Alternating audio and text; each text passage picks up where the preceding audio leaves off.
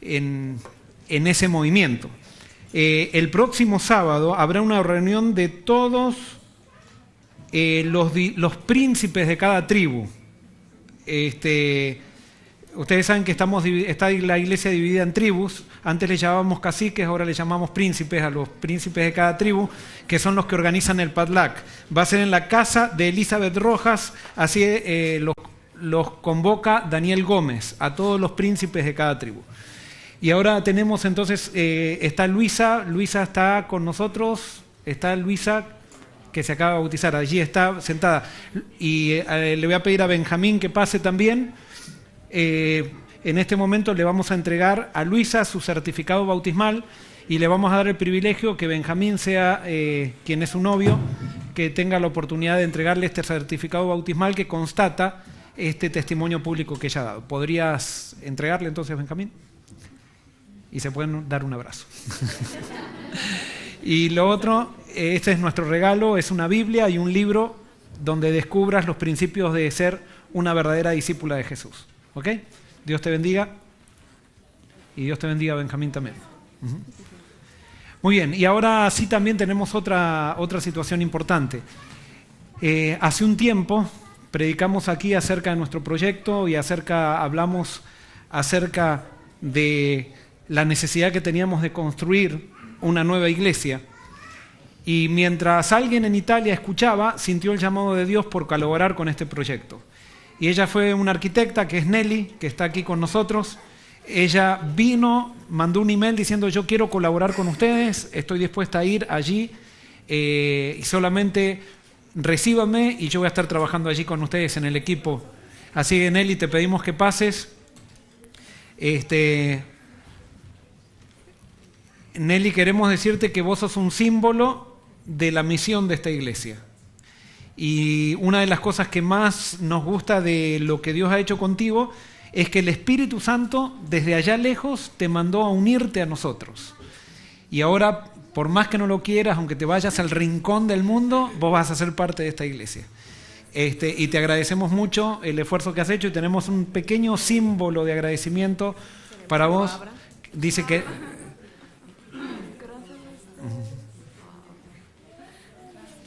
Dios te bendiga. Y ¿saben qué? Sí, Nelly, si bien es arquitecta, el llamado de ella es un llamado a ministrar jóvenes. ¿De acuerdo? Estoy diciendo lo que vos me dijiste cuando recién llegó. Y ella tiene el llamado y ella está luchando con ese llamado, pidiéndole a Dios cómo ella puede ejercer este llamado. Ella ya está haciendo un ministerio de jóvenes en Italia muy grande. Y está movilizando jóvenes allí con pastores y ella trabaja de una manera muy directa con los ministerios en Italia, pero nos alegra que hayas hecho un tiempito, te hayas unido aquí a nosotros y ahora vamos a estar unidos con los jóvenes de Italia. Sí, no, a mí también. Les estoy agradecida porque me han recibido como si fuera una de ustedes, como si fuera parte de la familia, y en realidad me he sentido en familia. Puedo decir que me voy súper contenta, aunque me da pena irme, pero tengo que ir. Pero me llevo una familia aquí adentro y obviamente voy a regresar porque quiero ver la iglesia. Amén, amén. Y quiero verlos a ustedes y visitarlos de nuevo. Ha sido un gran placer estar con ustedes, conocerlos, y en realidad yo creo que han sido ustedes una bendición para mí, más que yo para ustedes. Gracias. Creo que todos somos bendiciones mutuas cuando estamos en el camino del Señor. Y como siempre le decimos a todos los que pasan por acá, Nelly, ya te dejamos un asiento reservado para que cada vez que vengas, y en una iglesia más grande, esperamos la próxima vez que sea la iglesia en la cual trabajaste, que estamos diseñando para la gracia de Dios, y el día de la inauguración esperemos que estés aquí. ¿Ok? Dios te bendiga. Y bueno, ¿cuántos les saludamos entonces a Nelly? Y saluda a la Iglesia de Italia, saludar a la Iglesia de Italia de parte de nosotros. Quieren, esto sí, como digo, es de mujer. Las mujeres quieren ver el regalo, o sea...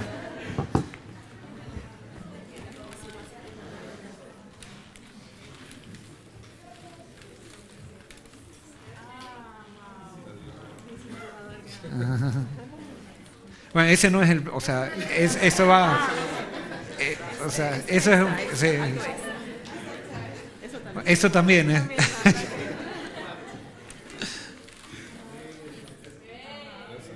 Eso.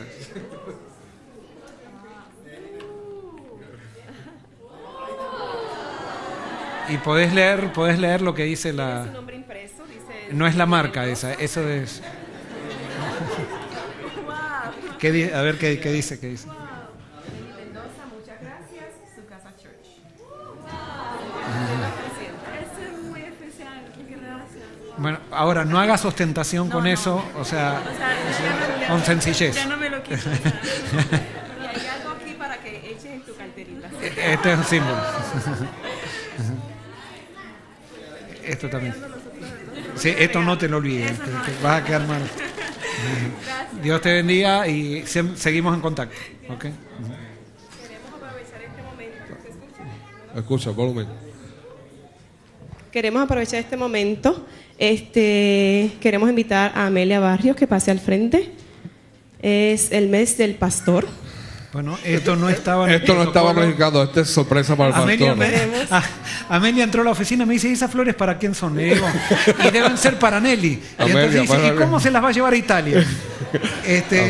Eran para vos, Amelia. Esto es sorpresa para el pastor. Como lo dijo Lizzy, es el mes de apreciación del pastor. Y queremos pedir a los ancianos que pasen por aquí al frente, los ancianos, para agradecerle al pastor por su ministerio aquí en la iglesia. Y tenemos un regalito para Amelia, porque Amelia es la que le da fuerza, ¿verdad, pastor? Para que así que queremos felicitar, solamente de agradecerle por su labor. Gracias.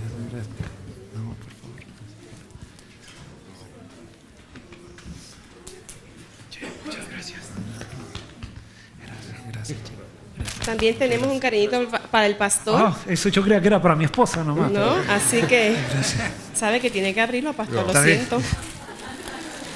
Aquí tiene que abrir los regalos aquí, ¿verdad? Vos abrí el tuyo, Meti.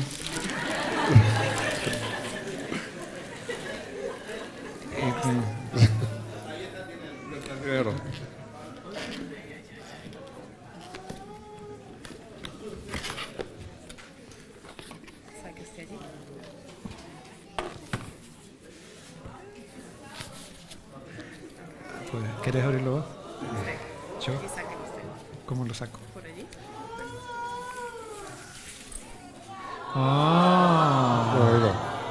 Wow.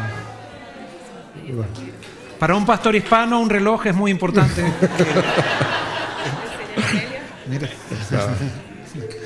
Qué lindo. Y esto, bueno, ahora para el nuevo escritorio. Para el nuevo escritorio, la nueva iglesia. Entonces dice, Pastor Joel Barrios, apreciamos su dedicación, liderazgo y su ministerio pastoral, su casa Church. Hermanos, en estos momentos hay que decir cosas lindas, pero no son protocolares. Esto es la verdad. El mejor regalo que nosotros tenemos es esta iglesia. El hecho del amor, el cariño, el hecho de ver gente que está unida, no a nosotros, sino unida a Cristo, y nosotros ser peregrinos todos juntos creciendo. Yo creo que no debe haber pastor que pueda estar más agradecido que tener una iglesia como esta. Y por eso les agradecemos, sigamos adelante en el Señor. Gracias por esto, realmente, y gracias también por las flores, que no son para Italia, eran para... pero gracias por todo lo que hacen por nosotros y los queremos mucho también, y gracias por este aprecio. Así que, hermanos, cuando veamos al pastor salir, le vamos a agradecer y un buen abrazo al pastor cuando lo veis, felicitarle por ese mes, y muchas felicidades y muchas gracias por lo que hace aquí con la iglesia. Así Muy que... bien, la foto... Bueno, el micrófono, un micrófono nuevo para la... El micrófono, sorry, disculpa. No hay problema.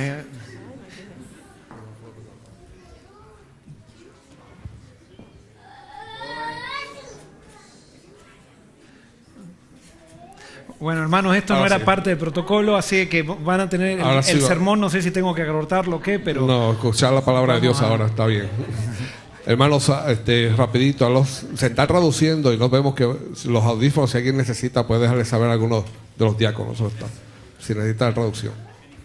En inglés, sí, en inglés. Oh, if somebody needs translation, do we have the headphones? Just saying in English. Thank you, David. David le decía en inglés, y él decía en inglés. Es que ahora podemos traducir al chino también, así que cuidado. Muy bien, hermanos. Vamos a avanzar. Vamos a orar. Querido Señor, gracias por la iglesia, gracias por el amor, gracias porque tú eres real, porque a pesar de que somos pecadores, tú pones, Señor, tu amor en nuestros corazones para sentir ese cariño que es lo que llena el corazón, lo que hace la diferencia en la vida, y tú en esta iglesia lo estás haciendo, Señor. Y por eso hoy nuevamente queremos agradecerte, porque es por ti y es por tu palabra. Y ahora que vamos a abrir tu palabra, Señor, háblanos. Que tu Santo Espíritu aplique el mensaje a la necesidad de nuestro corazón. Que podamos crecer un poquito más, entender un poquito más quién eres tú y tu plan para nosotros. Esto te lo pedimos y te lo agradecemos en el nombre de Jesús. Amén. La vida está llena de problemas. Y muchas veces los problemas nos paralizan. Muchas veces queremos discernir cuál es la voluntad de Dios para cierta situación y a veces incluso por querer descubrir la voluntad de Dios nos paralizamos. Y por eso el mensaje del Éxodo tiene mucho para hablarnos acerca de este tema. Y estoy seguro que hoy Dios también nos va a hablar a nosotros. El pueblo de Israel había sido liberado de Egipto maravillosamente, con brazo poderoso. Pero ahora tenían que avanzar. Y vamos a ver lo que dice Éxodo 13, 17 al 22. Dice así: después que Faraón dejó salir al pueblo, Dios no los llevó directamente por el camino que va a la tierra de los filisteos, aunque era el más corto. Porque dijo Dios, para que el pueblo al afrontar la guerra no se arrepienta y vuelva a Egipto.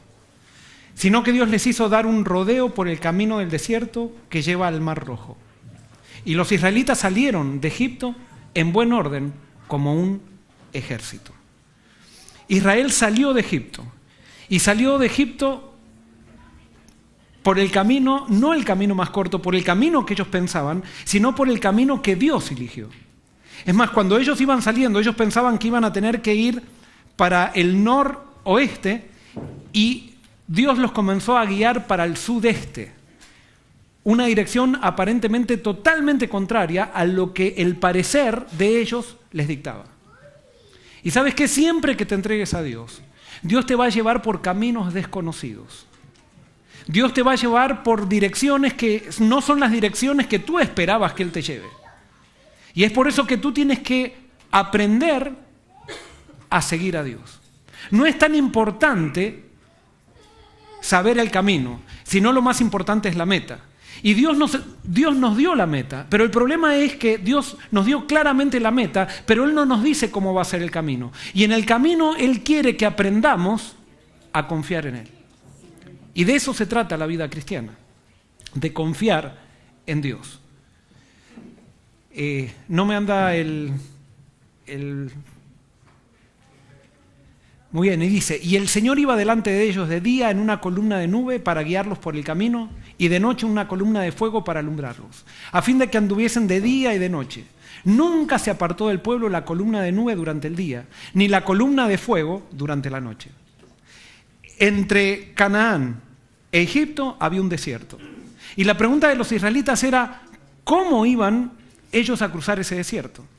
Pero ¿sabes qué? Cuando tú estás siguiendo a Dios, Dios no te pide que tú te preocupes por el camino. Él simplemente te pide que te asegures con quién vas.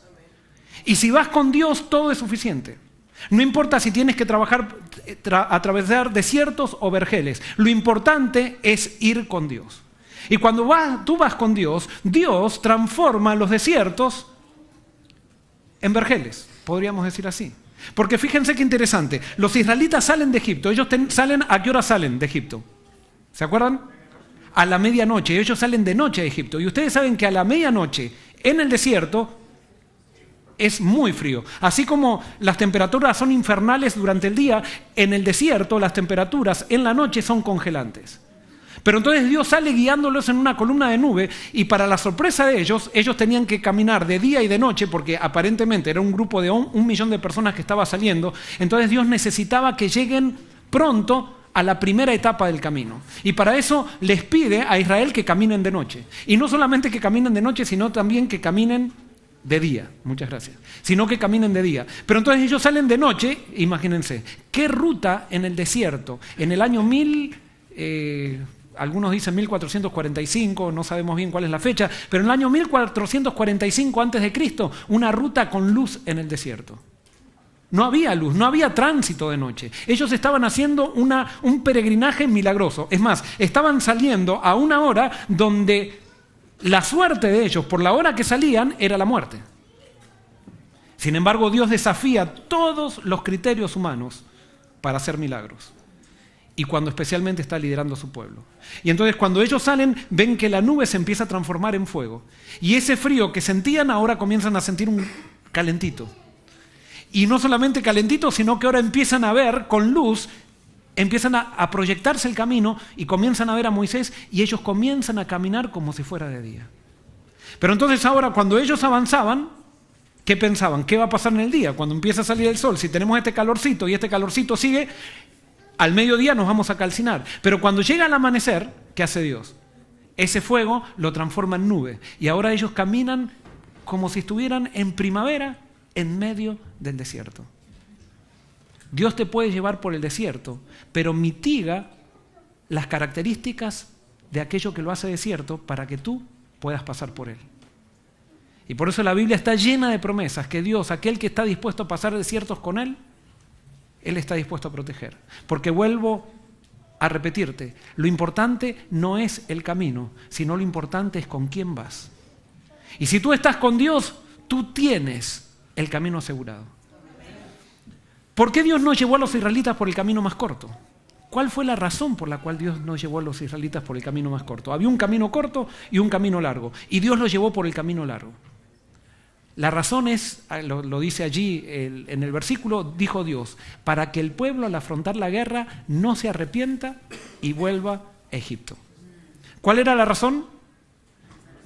El camino más corto era por el camino de los filisteos. Y entonces el camino de los filisteos, allí iban a encontrar que los filisteos se iban a resistir. Ahora, les hago una pregunta. ¿Dios no podía vencer a los filisteos? Ahora, ¿por qué los llevó entonces por el camino más largo? ¿A causa de quién llevó por el camino más largo Dios? Muy bien, por causa de ellos. ¿Por qué? Porque el camino que Dios elige es directamente proporcional a nuestra madurez espiritual. Y entonces esto es muy importante. ¿Por qué? Porque a veces estamos desesperados por hacer cosas rápido. Y a veces cuando Dios parece que las va haciendo lento. No, nosotros queremos hacerlo rápido. No, es que si quieres que realmente Dios se apure, apúrate tú a crecer. Acércate más a Dios, que crezca tu madurez espiritual y Dios se va a apurar. Pero Dios no se va a apurar por causa tuya y no es para castigarte, sino para que tú puedas llegar a Canaán. Si ellos hubieran ido con la madurez espiritual que tenían, con esa mentalidad que tenían, hubieran ido por el camino más corto, a la primer prueba con los filisteos, se hubieran vuelto a Egipto. Nunca hubieran llegado a Canaán. Y por eso Dios hace el camino largo, porque quiere que lleguemos. Tú estás con un problema que quieres que Dios te lo solucione, quizás estás ansioso o ansiosa para que Dios lo solucione rápido. Tú no estás esperando a Dios, Dios te está esperando a ti. En la medida que te acerques más a Dios, Dios va a poder hacer cosas más rápido. En la medida que tú quieras simplemente desde lejos estar con Dios, Dios te va a tener que llevar con el camino largo porque vas a tener que pasar por experiencias que te ayuden a confiar en Él. Para que cuando vengan los filisteos, tú no te vuelvas a Egipto. Entonces, esto es algo muy importante. Dios no te guía por el camino que tú elegirías, porque no te conoces a ti mismo y no sabes qué encontrarás más adelante. Y por eso no te quejes del tiempo de Dios. Porque Dios te está guiando por el camino que tú puedes soportar. Un camino más corto no lo soportarías. Entonces simplemente aprende de Él. Simplemente pon tu vista en Él. Tú todavía no te conoces a ti mismo porque no tenemos la vista puesta en Dios. Es interesante, pero cuando tú pones la vista en ti mismo, no te conoces. Cuando pones la vista en Dios, es cuando comienzas a conocerte a ti mismo. Y es por eso que Dios quiere que aprendamos a caminar mirándolo a Él. y confiando. Quizás tú no elegirías el camino más largo, pero como Dios sabe lo que hay más adelante, entonces por eso Dios lo elige. Y yo me he encontrado muchas veces en mi vida que Dios me llevó a lugares donde yo nunca hubiera elegido por mí mismo ir. Sin embargo, Dios me llevó allí y después que pasé, y me acuerdo especialmente, no voy a decir una iglesia que me tocó ir, que yo nunca lo hubiera elegido. Y Dios me mandó a 3 años allí. Y ahora cuando miro para atrás fue una de las mayores bendiciones de mi vida. ¿Por qué? ¿Sabes por qué? Porque Dios sabe. Y por eso tu frase tendría que llegar a ser, cuando te preguntan ¿hacia dónde vas? Tú tienes que decir, no sé. Yo lo único que sé es que Dios sabe. Esa es la fe. Esa es la actitud del discípulo de Cristo. Es la actitud del verdadero cristiano. Y fíjense lo que dice esta cita. Nuestros planes no son siempre los de Dios. Puede suceder que Él vea que lo mejor para nosotros y para su causa consiste en desechar nuestras mejores intenciones. Si Él ve que es mejor no acceder a los deseos de sus siervos, compensará su negativa, concediéndoles señales de su amor y encomendándoles otros servicios. O sea que a veces Dios tiene que tirar todos nuestros sueños abajo para darnos lo que realmente es bueno para nosotros. Ahora, es interesante que acá me parece, dice, cada vez que Dios te dice un no, ¿qué hace Dios? Compensa esa negativa con manifestaciones de su amor. Sí, quizás Dios te dice que no, pero en ese no que Dios te dice, Dios te va a dar algo para que tú entiendas que Él te ama y que Él está en el control. Cuando Dios los llevó a Israel por los sacó de Egipto y los llevó por el camino más largo, ellos no entendían por qué iban por un camino que ellos nunca habían elegido, pero tenían la evidencia de Dios de que los estaba calentando en la noche cuando se tendrían que estar muriendo de frío y les estaba dando sombra cuando tendrían que estar muriéndose de calor. Entonces ellos decían, Dios está con nosotros. Eso es suficiente, o eso tendría que haber sido suficiente. Te hago una pregunta. ¿Es la presencia de Dios suficiente en tu vida? Y si la presencia de Dios todavía no es suficiente en tu vida, y si tú estás diciendo, no, es que me falta esto, me falta aquello, es que cuando yo tenga este trabajo, cuando yo tenga este carro, cuando yo tenga esta casa, cuando yo tenga esto, ahí voy a estar bien. Evidentemente Dios todavía no está tan cerca tuyo. Dios quiere que aprendamos que Él es nuestra porción, como dice Jeremías. Mi porción es Jehová, por tanto en Él esperaré. ¿Es tu porción Jehová? Dios te da miles de evidencias de su amor. No pruebas, pero te da evidencias. ¿Cómo puedo saber cuál es el camino que tengo que seguir entonces? ¿Cómo yo puedo saber ¿es este camino o es aquel camino? ¿Por qué? Porque hay, como vuelvo a decir, hay muchos cristianos que se paralizan por querer descubrir la voluntad de Dios. Y hay mucha gente que se la pasa orando, esperando que Dios le mande una visión para decirle qué es lo que tiene que hacer. ¿Y saben qué? Dios no trabaja así. Dios no trabaja así. ¿Y qué tal si aprendemos de Jesús? Y fíjense esta cita, dice, Cristo en su vida terrenal no se trazó planes personales. Aceptó los planes de Dios para Él. Y día tras día el Padre se los revelaba. Así deberíamos nosotros también depender de Dios para que nuestras vidas sean sencillamente el desenvolvimiento de su voluntad. A medida que le encomendemos nuestros caminos, Él dirigirá nuestros pasos. Aquí hay una promesa. Ahora, fíjense, hay gente que lee esta cita y dice, yo por eso no hago planes y no me digan qué es lo que voy a hacer porque no sé lo que voy a hacer. Acá no dice que no debemos hacer planes. ¿Qué es lo que dice? ¿Qué hacía Jesús? Él no hacía planes ¿cómo? Personales, pero no dice que no hacía planes. Él cuando hacía planes los hacía ¿con quién? Y yo lo diría así, Él cuando hacía planes los hacía para Dios. Entonces, Él los hacía para Dios los planes, con la mente que Él tenía, con la sabiduría que tenía. ¿Y saben qué? No era que Jesús era un superhombre que tenía toda la sabiduría así que se sabía todo. No, Él hacía planes para Dios y una vez que hacía planes para Dios, se los presentaba a Dios y después se sometía a su voluntad. Porque Él sabía que era el Dios que dirigía su vida, no era Él mismo el que dirigía su vida. Algo predicó Alex el miércoles aquí, un tema muy lindo, acerca de cómo trabajaba Dios, Jesús, unido a Dios. Y lo mismo nosotros tenemos en nuestra vida. Dios acá no nos dice que no debemos planificar, pero ¿sabes qué? Lo que nosotros tenemos que hacer es presentar nuestros caminos a Dios, nuestros planes.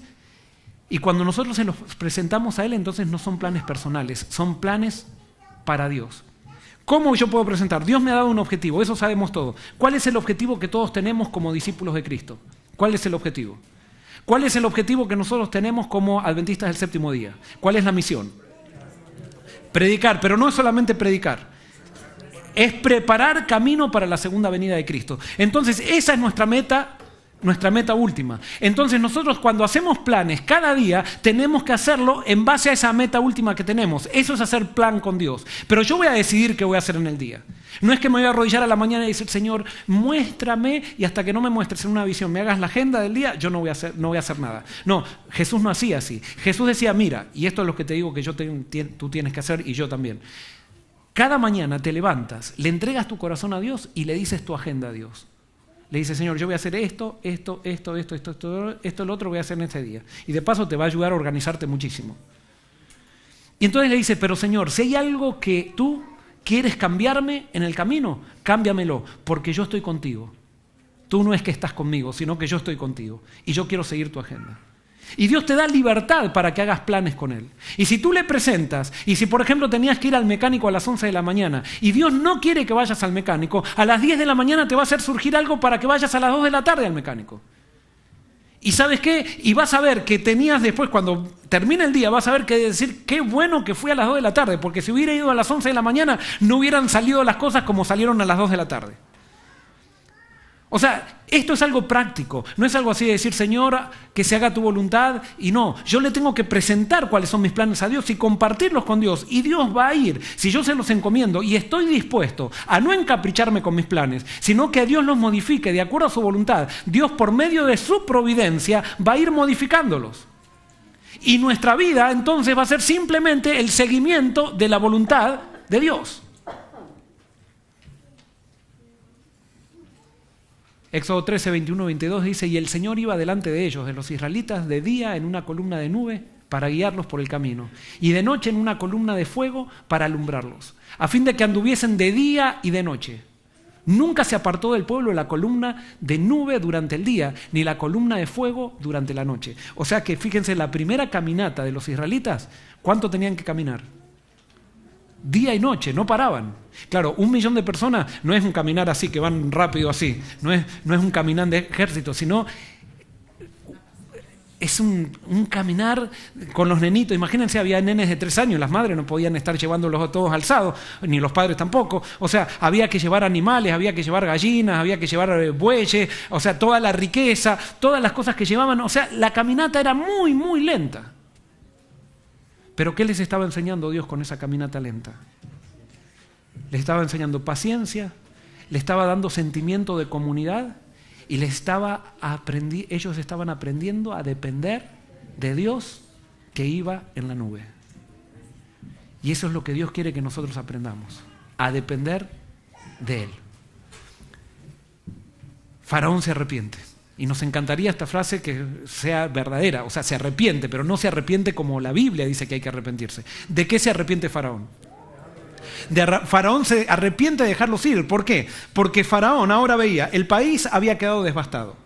Y como el país había quedado devastado, ¿quiénes habían trabajado para que el país creciera siempre? Por unos 20 años había estado trabajando Israel. Ellos no tenían que ir a cosechar, no tenían que ir a construir edificios, no tenían que construir estatuas. Todo lo hacía Israel. Entonces ahora que se iba a Israel, el país estaba devastado, ¿quién tenía que trabajar? Tenían que trabajar los egipcios y ellos no estaban dispuestos. Se les estaba yendo la mano de obra y cuando ellos ven el corazón que ha rechazado el Espíritu Santo no se arrepiente. Por eso Faraón tiene remordimiento de haberlos dejado ir, pero Faraón estaba centrado en sí mismo. Y entonces cuando vieron que Israel salió y pasaron unos días y ya no había más plagas, entonces comenzaron a decir, que es lo que siempre hacen las personas, primero ven la mano de Dios, pero después dicen, no, pero esto, bueno, fueron calamidades que siempre han pasado en toda la historia. O sea, esto fue algo natural, que fue una desventaja que nosotros vivimos, pero esto no era el Dios de los hebreos. Por lo tanto, vamos a salir a perseguirlos. Y Faraón tomó un ejército y estaba tan enojado Faraón que él mismo fue liderando el ejército. Y entonces comenzó a perseguir, salió en búsqueda de los israelitas. Y claro, los israelitas, él tuvo informe que habían estado caminando de día y de noche. Ellos pensaban que la noche no, pero me imagino que alguna persona habrá llegado con la noticia de que quizás estaban caminando también de noche y ellos salieron a perseguirlos, pero decían, ellos están en nuestras manos. Y cuando se dieron cuenta del camino que estaban llevando, eso los motivó más a los egipcios. Pero entonces, ¿qué pasó? Se empezaron a acercarse al pueblo de Israel y el pueblo de Israel ve a los egipcios. Pero antes de esto, quiero decir algo que es muy importante, que me estaba olvidando. Faraón sale, y acá hay algo muy importante, Faraón no se podía arrepentir. Y esto es una frase que no es mía, pero la leí hace mucho tiempo y me parece que es muy verdadera. La libertad nunca es dada voluntariamente por el opresor, debe ser demandada por el oprimido. El opresor nunca va a dejar ir libre a un pueblo que oprime a menos que el pueblo se ponga firme. En este caso, Dios se puso firme. Pero el opresor siempre tiene alguna justificación para seguir oprimiendo a alguien. Y es por eso que es necesario, Dios nos pide a nosotros que si queremos ser libres, nosotros tenemos que ponernos firmes. Y esto muchas veces me malentienden, porque supónganse viene una dama y me dice, pastor, mi esposo me pega. Entonces yo le pregunto, ¿qué hiciste tú para que él te pegue? Entonces ella se escandaliza como diciendo, ¿cómo? ¿Es justificable que me pegue? No. Pero tú le has dejado que te hable mal y después, como le has dejado que te hable mal, después te dejaste que te pegue y así ha llegado y algún día te va a matar, pero tú te estás dejando hacer eso. ¿Por qué? Porque el opresor siempre tiene una justificación para oprimir. Nunca va a cambiar por sí solo el opresor. El opresor necesita a alguien que le ponga un freno o alguien que no se someta. Y por eso los pueblos son responsables de los tiranos que los dominan. Porque en un momento comenzaron, cedieron, y no es que hay que hacer una guerra contra el opresor, no, simplemente hay que permanecer firme. Si el opresor me pide hacer algo que va en contra de mi conciencia y mi voluntad, yo no lo tengo por qué hacer. Y eso nosotros lo tenemos que entender, porque ¿saben qué? Porque en la iglesia también han entrado faraones muchas veces. Faraones con carácter fuerte, que ellos piensan que son más inteligentes que todo el mundo, que por los títulos que tienen, que por el dinero, que por las oportunidades, que por la familia, que por muchas cosas. Y entonces ellos piensan que todo el mundo tiene que hacerles caso y los someten. Y entonces las otras personas se quedan quietitas porque, no quieren tener problemas. Y de eso vamos a hablar un poquito después. No, Dios te ha llamado a ser libre. Y Dios te ha llamado a servirlo a Él, nunca a servir a un ser humano. Y la fortaleza de una sociedad depende de, y esto claro, no lo va a entender un ateo, pero depende de cuán fiel a Dios quiere ser una sociedad en el hecho de cuidar la libertad que tiene de servir a Dios. Una libertad individual. Éxodo 14, 10 y 11 dice, cuando el faraón se hubo acercado, los hijos de Israel alzaron sus ojos y vieron que los egipcios venían tras ellos. Por lo que los hijos de Israel clamaron a Jehová llenos de temor y dijeron a Moisés, ¿no había sepulcros en Egipto que nos has sacado para que muramos en el desierto? ¿Por qué nos has hecho esto? ¿Por qué nos has sacado de Egipto? Ya te lo decíamos cuando estábamos en Egipto, déjanos servir a los egipcios, porque mejor nos es servir a los egipcios que morir en el desierto. ¡Qué mentalidad miserable! Prefiero ser esclavo en Egipto que ser libre en el desierto. No, la mentalidad de un hijo de Dios es que prefiere ser libre en el desierto y perder Egipto. Pero no, la esclavitud no es para el hijo de Dios. Hay personas que están dispuestas a someterse a la esclavitud antes que correr los riesgos que implica vivir por fe. Vivir por fe siempre implica riesgos, siempre implica ponerse en contra de personas, siempre vivir por fe es una contracultura que va en contra de la cultura secular y de las culturas denominacionales y de todas las culturas, porque Dios es diferente. Pero ¿saben por qué las iglesias están debilitadas? Porque muchas veces las iglesias son tomadas por faraones que piensan que hay que imponer las cosas cuando Dios es un Dios de libertad.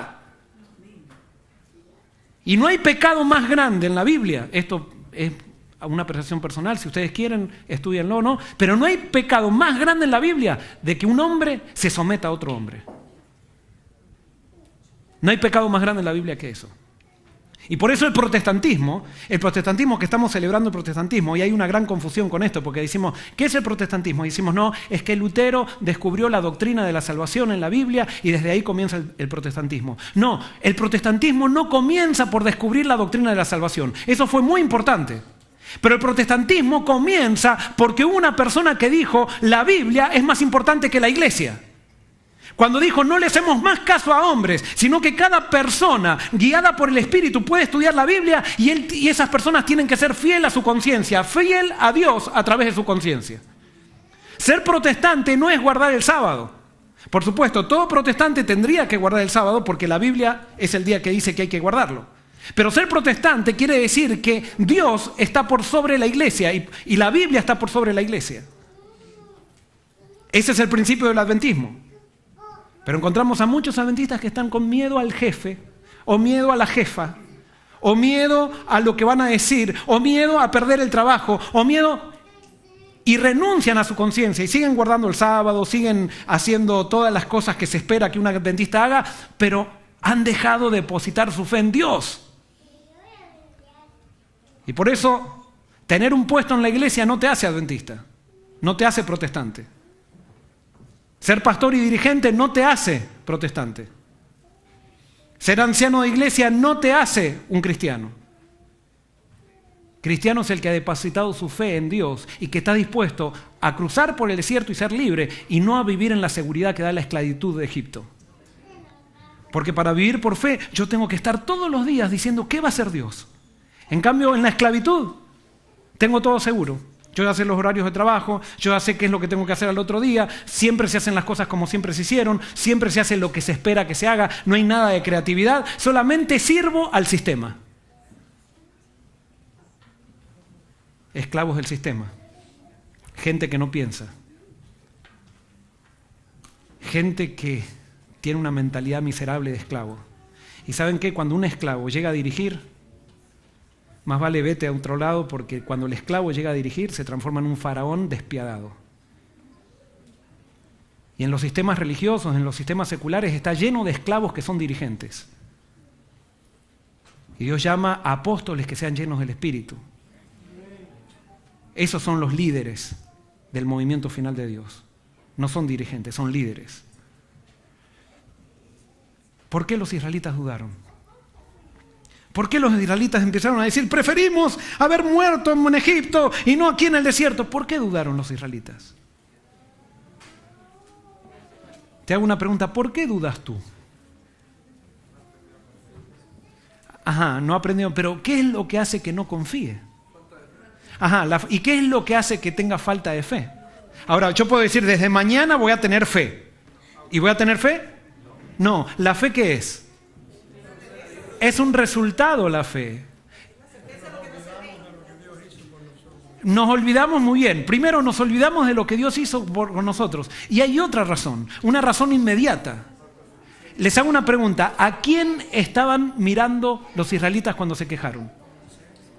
No a Moisés. Ojalá hubieran estado mirando a Moisés. Muy bien, estaban mirando a los egipcios, estaban mirando al desierto, estaban mirando a las montañas, estaban mirando el mar que tenían adelante que no podían avanzar. Ellos estaban mirando a las circunstancias. Y tú, cuando apartes tu vista de Dios, siempre tu fe, va a claudicar. Porque la fe no es que alguien, yo tengo una fe tremenda. Tú no tienes fe. Si tú tienes una fe que está generada por tu decisión, no es tu fe. La fe verdadera es la que se nutre del objeto al que se aferra. O sea, la fe es el resultado de mirar a Dios. Y la calidad de tu fe va a estar determinada por el objeto al que se aferró.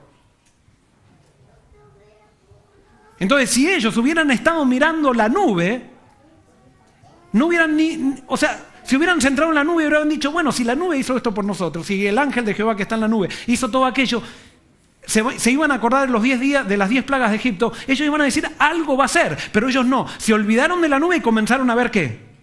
Todo lo que pasaba. Ahora, hermano y hermana, esto es una lección para mí, para ti, para todos. ¿Por qué te falta la fe a ti? Porque hay determinados momentos en tu vida que las presiones te hacen quitar tu vista de Dios. Y comienzas, en vez de centrarte en lo que Dios hace, comienzas a centrarte en lo que te está pasando, en lo que te está sucediendo. Y cuando empiezas incluso a mirar el camino en el cual Dios te trajo, comienzas a dudar del Dios que te guía por el camino. Y fíjate si todos tus desánimos no tienen que ver con eso. Tus desánimos están centrados en aquello que tú miras. Si tú levantarías la vista nuevamente al cielo, y yo, nuevamente la fe renacería. Pero continuamente estamos mirando el camino. Éxodo 14 y los versículos 13 en adelante dice: Moisés respondió al pueblo: no temáis, estad firmes y ved la salvación que Jehová os dará hoy. Porque los egipcios que hoy habéis visto, no los volveréis a ver nunca más. Jehová peleará por nosotros y vosotros estaréis tranquilos. Dígame si esta promesa no es hermosa. Este pasaje no es hermoso. Hoy Dios te dice a ti: tú tienes un problema. Yo sé que has venido con un problema que quizás no sabes cómo resolver, una situación que no sabes cómo se va a solucionar. Y hoy Dios a través de Moisés te dice: no temas. Simplemente está firme. ¿Firme en qué? Firme en mirar a quién. En mirar a la nube. En mirar lo que Dios está haciendo y lo que Dios hizo. Permanece firme y ved la salvación que Dios os dará hoy. No va a ser tu salvación, es la salvación de Dios. Porque los egipcios, ese problema que tú tienes hoy que te está agobiando, no lo volverás a ver nunca más. Solamente permanece firme. ¿Y sabes qué? Jehová va a pelear por ti. Tú no vas a tener ni que mover un dedo. Jehová va a pelear por ti y vosotros estaréis tranquilos. Dios no te está pidiendo que tú soluciones el problema. Simplemente que permanezca firme confiando, mirándolo a Él. Ahora, ¿a cuántos les gustaría que Jehová pelee por ustedes? A todos. Pero ¿saben qué? Ahora vienen las condiciones para que Dios pelee por nosotros. Y acá viene lo que muchas veces no estamos nosotros dispuestos. Y por eso yo creo que todos queremos que Dios pelee por nosotros y que estemos tranquilos y ver la salvación de Jehová. Pero ahora vienen las condiciones. Fíjense, Éxodo 14, 15 al 18 dice: entonces Jehová dijo a Moisés: ¿por qué clamas a mí? Di a los hijos de Israel que marchen. Y tú alza la vara, extiende tu mano sobre el mar y divídelo, para que los hijos de Israel pasen por el medio del mar en seco. Entonces, ¿qué me dice este versículo? Moisés, ¿qué estaba haciendo? Clamando. Y Dios le dice: Moisés, basta de orar. Ya hay que parar de orar. Ahora hay que actuar. El gran problema de muchas veces los cristianos es que quiere que Dios le revele todo. Cómo va a ser el camino, cómo van a ser las cosas. Y entonces nos quedamos orando: que Señor, ¿qué hago? ¿Qué hago? Y no hacemos nada. Y Dios te dice que si quieres que un problema se solucione, tú tienes que marchar. Tú tienes que avanzar. ¿En contra de qué? En contra del problema. ¿Cuál es el problema que te está amenazando? No te quedes sin... Marcha en contra del problema. Enfrenta al problema. No, pero es que hasta que Dios no me muestre cómo Él va a abrir el... No, acá Dios te dice que tú tienes que avanzar y después Él va a abrir el mar. Pero no dice que Él va a abrir el mar para que tú avances. Sino que te dice que primero que tú avances y después abre el mar. Porque es un avance por fe, no es por vista. Pero nosotros le decimos: no, Señor, abre el mar y yo voy a avanzar. Pero a ver, quiero que abres el mar. Y nos quedamos orando para que Dios abra el mar, para que abra... No, basta de orar, hay que actuar. Llega un momento que la oración tiene que manifestarse en acción. Y es una oración consciente que incluso las acciones que vienen como resultado de la acción son oraciones en sí. Pero hay oraciones que dejan de ser oraciones a pesar de seguir arrodillados porque no se transforman en acción. Y las oraciones que no se transforman en acción no son oraciones. La oración me tiene que llevar a enfrentar situaciones. Y quiero leerles estas citas que nos van a dar mucho luz sobre esto. El pueblo estaba cansado y atemorizado. Sin embargo, si hubieran retrocedido cuando Moisés les ordenó avanzar, Dios no les hubiera abierto el camino. Si hubieran retrocedido, ¿qué hubiera pasado con el mar? ¿Se hubiera abierto? No. O sea que si tú quieres que se abra el mar, ¿qué tienes que hacer? Avanzar. No podemos retroceder. Una vez que Dios nos dijo que avancen, tenemos que avanzar, aunque no veamos que se abre nada. Aunque el problema parece demasiado grande, tenemos que avanzar. No hay problema para Dios demasiado grande. Lo único que limita a Dios es nuestra falta de fe. Y por eso Dios Él ya sabe cómo abrir el mar rojo. Pero si nosotros retrocedemos, no va a haber ningún mar que se abra. Entonces, nosotros razonamos así. Ay, no sé, Señor, si tengo que avanzar. No, es que no debe ser tu voluntad, porque si hay un mar, quiere decir que tú no me trajiste acá. Porque así razonamos nosotros. Porque nosotros pensamos que todo tiene que ser perfecto. Cuando Dios te está guiando, es un camino así que tú vas corriendo en rosas y todo eso. No, no es así. No, entonces, cuando volvemos para atrás, miramos para el mar y dice, ¿se abrió? Ah, ¿viste? ¿Viste? No era la voluntad de Dios. No era la voluntad de Dios. Y había una persona que contrataba gente, era un constructor, y él decía, yo no contrato a ningún cristiano, porque ante el primer problema dicen, no es la voluntad de Dios, y dejan las cosas a la mitad. Y ese es un gran error que tenemos, porque estamos siempre buscando la voluntad de Dios, y la voluntad de Dios es queremos que Dios nos mande con un ángel a ver cuál es su voluntad. No, la voluntad de Dios te dijo, avanza hoy, y yo te voy a ir mostrando cada día el camino, pero nosotros queremos que nos muestre todo el camino de una vez. No es así. Hoy Dios te dio momento para avanzar y hay que avanzar. Y ahora voy a traer algo acá estamos en un gran proyecto Su Casa. Lo hemos hecho en etapas. Hemos pedido a Dios, Señor, si es tu voluntad que se dé esto. Y cuando oramos en eso hace 4 años, ¿qué hizo Dios? Dijo sí, nos dio el otro paso y avanzamos.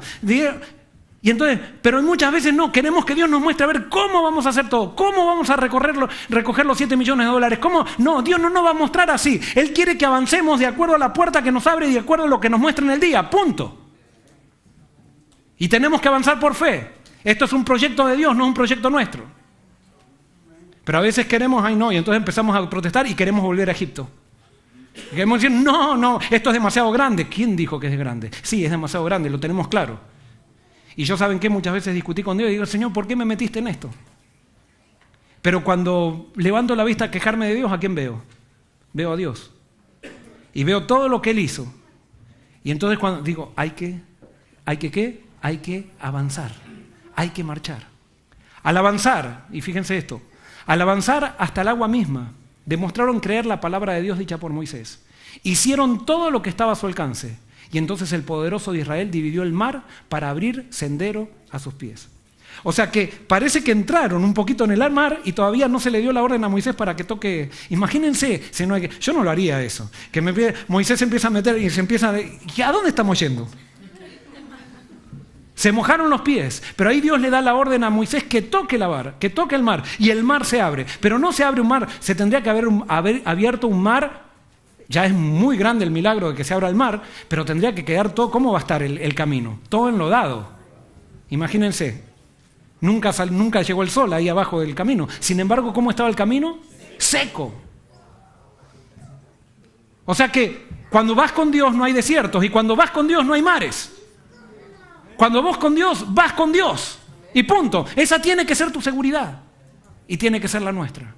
Pero dice que hicieron todo lo que estaba a su alcance. O sea, ¿qué tenían que hacer? Ellos estaban acampando allí, entonces antes de que se abra el mar, ellos tenían que empaquetar, tenían que subir todas las cosas, tenían que preparar todo, preparar las mochilas y todo. Y entonces allí avanzar, y después Dios iba a hacer. ¿Qué es lo que tú puedes hacer y que todavía no hiciste y le estás pidiendo a Dios que te abra el mar antes de que hagas lo que tú tienes que hacer? Y por eso con ese problema que estás orando, posiblemente todavía no has hecho todo lo que podías. Y Dios te está diciendo que avances. Que avances como si ese mar no existiera. Que avances y te enfrentes con ese problema. Que creas en Él. Que pongas tu vista en Él. Dice, a menudo la vida cristiana está acosada de peligros y se hace difícil cumplir el deber. La imaginación concibe una ruina inminente delante y la esclavitud o la muerte detrás. No obstante, la voz de Dios dice claramente, avanza. Avanzar. No quedarnos. Ahora les hago una pregunta a todos ustedes. Yo sé que ¿cuántos de ustedes no vivieron una situación en sus vidas que parecía que no había salida? ¿Cuántos de ustedes no vivieron una situación así en su vida? Y si alguien dice, no, yo nunca viví una situación así, le hacemos un monumento, pero no es lo regular. Todos vivimos una situación que parecía que no había solución, ¿verdad? ¿Y dónde estamos sentados hoy? Estamos aquí. Llegamos. O sea, no llegamos todavía al final, pero estamos. Quiere decir que Dios actuó en el pasado, y si actuó en el pasado va a actuar en el futuro. Pero vuelvo a repetir, lo importante no es el camino, lo importante es con quién vas. Pero si tú no quieres entregarte a Dios, continuamente vas a querer volver a Egipto. Dice, debemos obedecer este mandato, aunque nuestros ojos no pueden penetrar las tinieblas, y aunque sintamos las olas frías a nuestros pies. Los obstáculos que impiden nuestro progreso no desaparecerán jamás ante un espíritu que se detiene y duda. ¿Cuánto dice? No desaparecerán, ¿cuánto? Jamás. O sea que aquel que se detiene, que quiere ver todo claro, el perfeccionista, que quiere que todo sea perfecto para poder avanzar o algo por el estilo, dice que esa persona nunca se le va a abrir el mar. Dios quiere que no nos detengamos, que avancemos. Y sin dudar. ¿Y saben qué? Ahora sí, yo por ejemplo voy a dar semanas de oración, ¿no? Por ejemplo, ahora estuve en Colombia, entonces venían muchos estudiantes, me dicen, pastor, yo estoy decidido a entregarme a Cristo, pero dudo de mí. Bueno, es que estás dudando de ti y entonces estás dudando de Dios, porque parece muy humilde decir dudo de mí. Pero es que Dios tiene más poder que ti. Pero el problema, ¿por qué dudas de ti? Porque tú continuamente estás queriendo mirar para atrás, Dices, no, esto va a ser muy difícil, y miras para atrás, miras para Egipto. Entonces, si miras para Egipto, vas a terminar en Egipto. Quizás no termines en Egipto, pero Egipto te va a matar en el desierto. ¿Te acuerdas de la esposa de Lot? ¿Dónde murió? Murió fuera de Sodoma, pero murió con Sodoma en el corazón y por eso se dio vuelta. Y porque dudó, murió. Si tú dudas y cada cosa que emprendes estás porque es muy difícil, estás mirando para atrás, cada cosa que estás enfrentando, estás diciendo no, esto no, la verdad, porque está muy difícil y miras para atrás, no vas a llegar a Canaán, no vas a llegar. No porque Dios no sea capaz, sino porque tú no estás dispuesto a poner tu vista en Dios. Dios te llamó y no puedes dudar. Por ejemplo, ahora cuando estuve en Colombia hubo parejas, por ejemplo, que fornicaban y ellos decidieron no fornicar más y decidieron incluso rebautizarse para rededicando su... Ellos no pueden estar diciendo, no, hoy va a estar muy difícil, hoy que está lloviendo y eso. No pueden poner en duda. Si ponen en duda, caen en Egipto de vuelta. Duda no. Ya decidiste estar con Dios, mira a Dios y listo, se acabó. Tú has decidido serle a Dios. ¿Qué pasa si fallo, pastor? Si fallas, vuelve a Dios, pero pide perdón y reentrégate. Pero si sigues dudando, vas a terminar en Egipto. Cuando Dios tiene una eternidad para ti, y no solamente una eternidad en la eternidad, sino que tiene la eternidad, ya te afecta el transitar del desierto ahora. Porque ¿saben qué? Para Israel no fue tan diferente entrar a Canaán o no entrar. Si en el desierto tenían todo. Es más, yo me atrevo a decir que en el desierto pasaron más lindo que en Canaán. ¿Por qué? Porque cuando estás con Dios, tienes a todo. Y dice, los que postergan la obediencia hasta que toda sombra de incertidumbre desaparezca y no haya ningún riesgo de fracaso o derrota, no obedecerán nunca. O sea que para vivir por fe hay que tomar ¿qué? Riesgos. Para vivir por fe hay que estar dispuestos ¿a qué? A fracasar. Entonces más vale hacer algo y equivocarte que no hacer nada. Más vale hacer algo y equivocarte que no hacer nada, que equivocarte por no hacer nada. Avanza. No te quedes paralizado. Avanza. Y Dios sabe que tú eres pecador. Tú sabes que tienes errores. Es más, si tú te equivocas sinceramente, Dios va a utilizar esas equivocaciones incluso para tu bien. Pero no te equivoques por estar paralizado en la vida. No te equivoques por no hacer nada, porque esa es la peor equivocación que hay. Avanza. Marcha en el nombre de Dios. La incredulidad nos susurra. Esperemos que se quiten los obstáculos y podamos ver claramente nuestro camino. Pero la fe nos impele valientemente a avanzar, esperándolo todo y creyéndolo todo. No esperes que se quiten los obstáculos del camino para avanzar. Avanza en el nombre de Dios. Avancemos nosotros en el nombre de Dios. Hermanos, los planos de la iglesia ya están prácticamente terminados. Ahora llega la etapa de avanzar, llega la etapa de movilizarnos todos. Hemos tenido muchas reuniones y todo, pero ahora llega la etapa de juntar ese dinero. Avancemos, hagamos todo lo que esté de nuestra parte y Dios se encargará del resto. Así como hizo que Nelly venga, que nos conecte desde Italia y venga para ayudarnos aquí con el diseño del edificio, va a haber gente que nos va a querer ayudar con el dinero. Y cuando necesitemos otra cosa, va a haber gente que nos va a ayudar con otra cosa. Si este proyecto viene de Dios, avancemos. Pero vuelvo a repetir, lo más importante es que estemos seguros de que Él va con nosotros. Conclusión. Apocalipsis 21, 7 y 8 dice: el vencedor heredará todas las cosas, y yo seré su Dios y él será mi hijo. Pero los cobardes tendrán su parte en el lago que arde con fuego y azufre, que es la muerte segunda. Hay una lista larga ahí en Apocalipsis, dice los cobardes, los fornicarios, esto, lo otro. Pero lo primero que comienza es ¿con quién? Los cobardes. ¿Quiénes son cobardes? Los cobardes son los que tienen una mente de esclavos, que somos todos. Que ante cualquier problema, ¿a dónde quieren volver? A Egipto. Que enseguida quieren parar, que quieren ver todo el camino para poder avanzar. Eso es ser cobarde. Cobarde en la Biblia es aquel que no tiene fe. Cobardía no es la ausencia de miedo, sino a estar paralizado por el miedo. Tenemos un Dios que cada vez que se manifiesta a nosotros nos dice: no temas, porque yo estoy contigo. No dice: no temas porque yo te di poder. No, no temas porque yo estoy contigo. Lo importante es que Dios esté con nosotros. Y si Dios está con nosotros, tenemos todo. Cuando estemos dispuestos a avanzar por fe con Dios, ¿qué va a hacer Dios? Jehová peleará por vosotros y vosotros estaréis tranquilos. No hay mayor ansiedad que la ansiedad de no hacer nada. Hay que avanzar. Hay que marchar. Y entonces hoy Dios nos dice a nosotros, con respecto a ese problema, con respecto a esa situación, con respecto a esa decisión que tenemos que tomar con respecto a Él: ¿por qué clamas a mí? Avanza, avanza y yo abriré el mar. Que Dios nos bendiga y que esa pueda ser nuestra experiencia. Vamos a terminar cantando nuestro canto lema. Voy a invitar al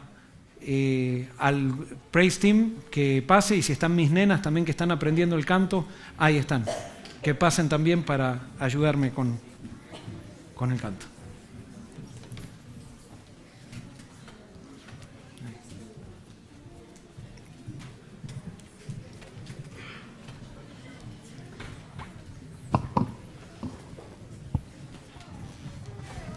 Nos ponemos de pie.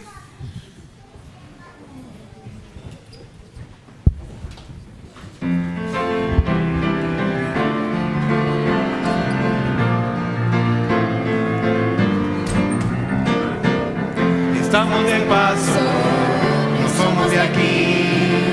Así como Cristo quisiéramos vivir. Nos ha rescatado, lo hizo en la cruz, y es por eso que ya no somos de aquí. Levantando a Cristo, anunciando el reino de Dios. Esta esperanza nos mueve a servir. No hay otro objetivo, no hay otra ambición. Todo lo que hacemos es para el Señor.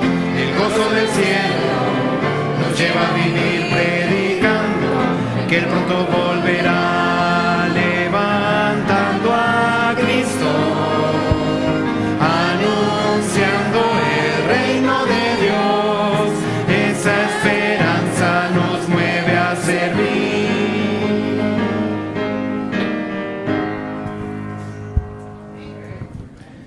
Querido Señor, hoy queremos nuevamente salir de aquí, pero con un espíritu de libertad y no de esclavitud.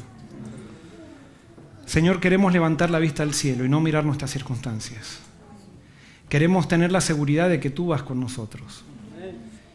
Y Señor, tú ya nos lo prometiste, por lo tanto, si tenemos duda con respecto a eso, es simplemente nuevamente mirar hacia arriba, Señor. Y te queremos pedir perdón porque nos hemos paralizado en muchas situaciones de nuestra vida y no hemos avanzado, esperando que tú nos muestres todo el camino. Señor, tú nos mostraste la meta, que la seguridad del camino esté basada en que tú vas con nosotros. El mapa está en tus manos. Nosotros simplemente hoy queremos decirte, Señor, tómanos y aceptamos la dirección que nos lleves. y que tú seas nuestra porción. Y que podamos entonces recibir la promesa de ver cómo tú peleas por nosotros y de esa manera ver tu salvación y estar tranquilos. Esto te lo pedimos y te lo agradecemos sin merecerlo. En el nombre de Jesús. Amén.